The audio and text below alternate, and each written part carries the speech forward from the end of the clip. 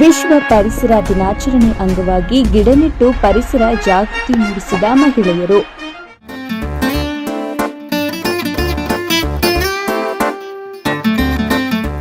ವಿಶ್ವ ಪರಿಸರ ದಿನಾಚರಣೆ ಅಂಗವಾಗಿ ವಿಶ್ವವಾಣಿ ಫೌಂಡೇಶನ್ ಅಡಿಯಲ್ಲಿ ಹೊಲಿಗೆ ತರಬೇತಿ ಪಡೆಯುತ್ತಿರುವ ಮಹಿಳೆಯರು ಮಾಚೋಹಳ್ಳಿ ಗ್ರಾಮದ ಸ್ತ್ರೀ ಶಕ್ತಿ ಭವನದ ಮುಂಭಾಗದಲ್ಲಿ ಗಿಡ ನೆಡುವ ಕಾರ್ಯಕ್ರಮವನ್ನು ಹಮ್ಮಿಕೊಂಡರು. ಕಾರ್ಯಕ್ರಮದಲ್ಲಿ ಭಾಗವಹಿಸಿದ ಮಹಿಳೆಯರು ಗಿಡಗಳನ್ನು ನೆಟ್ಟು ಅವುಗಳ ಸಂರಕ್ಷಣೆಯ ಮಹತ್ವದ ಬಗ್ಗೆ ಅರಿವು ಮೂಡಿಸಿದರು. ಪರಿಸರ ಸಂರಕ್ಷಣೆ ಪ್ರತಿಯೊಬ್ಬರ ಜವಾಬ್ದಾರಿಯಾಗಿದ್ದು, ಮರಗಳನ್ನು ಬೆಳೆಸುವ ಮೂಲಕ ಮುಂದಿನ ಪೀಳಿಗೆಗೆ ಉತ್ತಮ ಪರಿಸರವನ್ನು ನಿರ್ಮಿಸಬಹುದು ಎಂಬ ಸಂದೇಶವನ್ನು ನೀಡಿದರು.